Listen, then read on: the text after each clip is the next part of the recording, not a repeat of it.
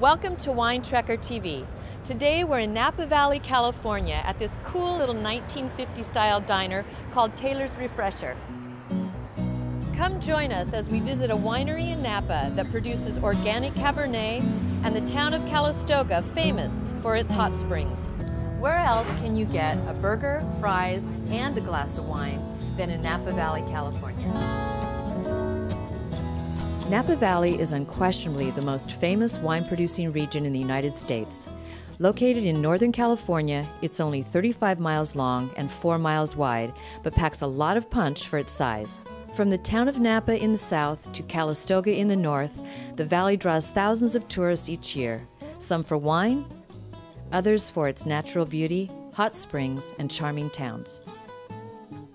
California's first millionaire, Sam Brannan, was fascinated by the hot springs surrounding Calistoga and wanted to develop a spa that would rival the famous Saratoga Spa in New York.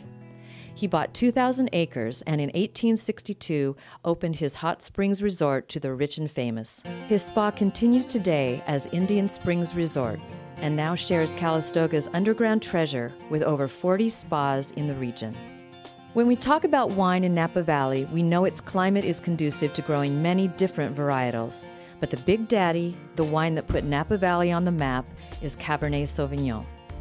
Cabernet from Napa is world-renowned, and today over 400 wineries dot the valley, from the small and personal to a medieval Tuscan castle. Up and down the valley, wine tasting and tours abound. Today we're visiting Rutherford Ranch Winery, located in the famous Rutherford appellation in Napa. We're touring the Abella Vineyard of Cabernet, where owner Morgan Zaninovich and winemaker Steve Rued talk about what makes this region so special. Morgan's family are third-generation winemakers, and we asked him to elaborate. My family has been in the wine business really from a basic agricultural standpoint, really our pride in viticulture in California. And we've been in the wine business since 1981, and this is our crown jewel property and has allowed us to really get into the premium wine business after close to 30 years of being in the business. The terms organic and sustainable are often used, but can be confusing. Yeah, this vineyard is 100% organic vineyard. What organic means is we're certified by an agency called the California Certified Organic Farms. And pretty much to be organic, you have to have a third-party certifier. They're all licensed by the USDA. They kind of handle the paperwork instead of having the USDA do it. What organic means is that we can't have any synthetic pesticides or herbicides or any kind of synthetic chemicals applied in the vineyard. So for, like we have some kind of insect pest, we'll add predator mites. Or for fertilizer, we can't use a synthetic nitrogen compound. We'll use fertilizer, like manure-based fertilizer or compost, something like that, as opposed to just going to the store and buying a bag of nitrogen and spreading it out in the field. Much has been made of the famous Rutherford dirt and what it lends to the Cabernets of this region. But is it all about the soil? Steve gives us a better understanding of the term terroir. I think there's a lot of confusion with the word terroir, that a lot of people take it to mean just the soil, but it's really the whole sense of place. Whereas here in Napa Valley, it's not just our soil. And here at Rutherford Ranch, we have some really nice volcanic tuff type soil with a lot of rocks that lead to well-drained soil. Over in our vineyard we just planted, we spent a fortune removing rocks, and even if you just look at it, it looks just like it does here, a nice even patch of soil. The other component is our weather. Napa Valley, for whatever reason, is just right for growing Cabernet, and specifically here in Rutherford, it's even more right. We get nice cool nights and mornings.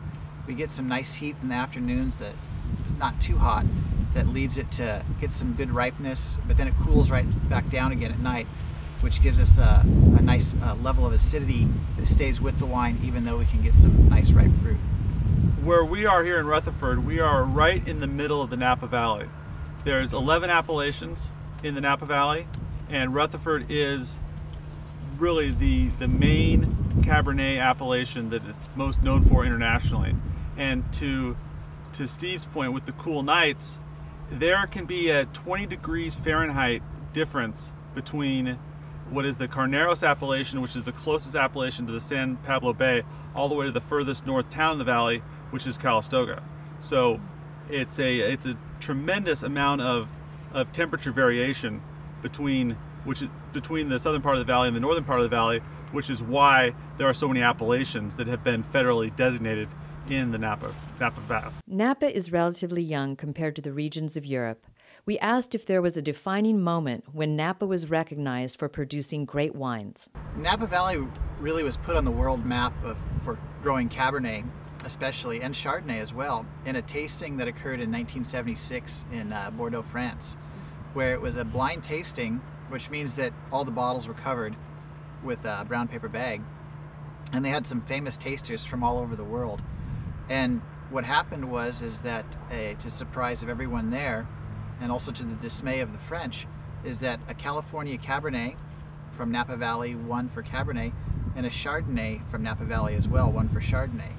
So in one tasting, and you have to remember, back in '76, fine wine was a pretty new thing in California. We just started to make the transition from more of a red table wine and white table wine, kind of the big jug of wine and a water glass full on the dinner table, to having fine wine experience that we have now.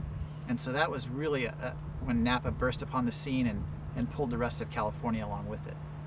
I'd also add that there's was very, very prominent forefathers, as in any history, but in the California wine industry, with Joe Heitz, with Louis Martini, Robert Mondavi, more from a spokesperson education, but the first two gentlemen just as really classically trained good winemakers, as well as Mike Gerkich. And and those men, and Warren Winiarski, these are the men that were the ones that actually crafted these wines to get in these original tastings. Truly one of the most amazing wine destinations in the world, Napa Valley, California should be somewhere at the top of your trek list. Thanks for joining us at WineTrekkerTV.com. Until next time, cheers! Cheers.